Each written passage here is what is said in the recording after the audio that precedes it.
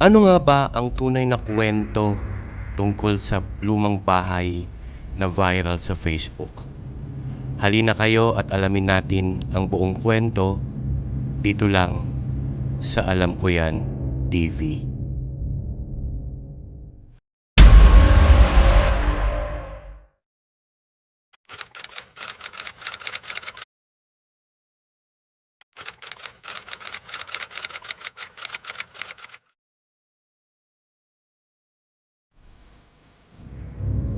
Ang lumang bahay na nag-viral sa Facebook ay ang tinatawag nilang bahay na hindi dapat pinapasok.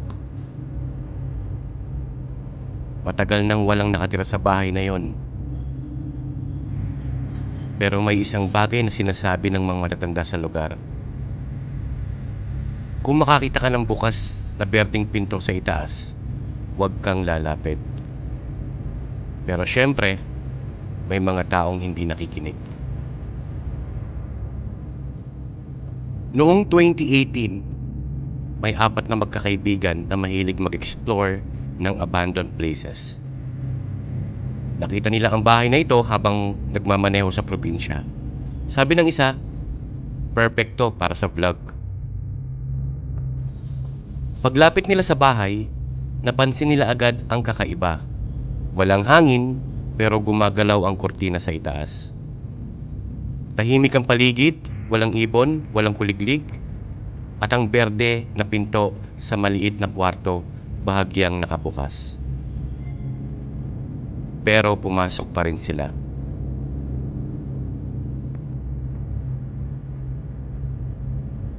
Pagbukas nila ng pinto, bumungad ang amoy ng lumang kahoy at basang lupa. Ang sahig ay kumikiyok sa bawat hakbang.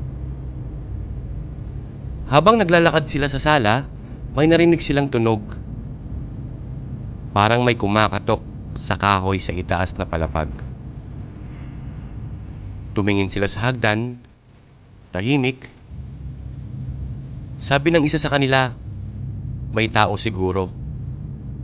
Pero ang problema, ang bahay na yon ay walang kuryente at walang nakatira sa loob ng halos 70 taon. Umakyat sila sa hagdan. Habang papalapit sa berdeng pinto, lumalamig ang hangin.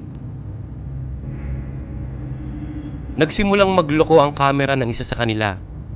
Biglang nag-static. Pagbukas nila ng pinto, walang laman ng kwarto. Pero may nakita sila sa sahig. Isang lumang rocking chair. At dahan-dahan itong gumagalaw kahit walang hangin.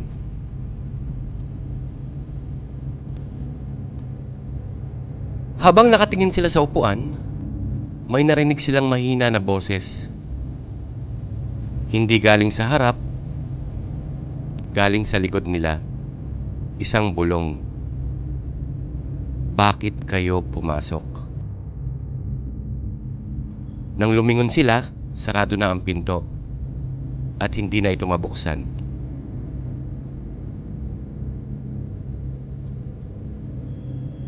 Kinabukasan, may dumaan na magsasaka sa bahay. Napansin niyang bukas ang pintuan sa baba. Pumasok siya para tignan. May nakita siyang kamera sa sahig ng sala. Pero wala ang mga may-ari. Ang huling video sa kamera ay nagpapakita ng kwarto sa itaas. At sa dulo ng video, may nakatayo sa likod ng mga bata. Isang babaeng maputla ang muka at nakasuot ng lumang damit mula 1940s. Unti-unti siyang lumapit sa kamera at bago tuluyang mag-block ang video, narinig ang boses niya.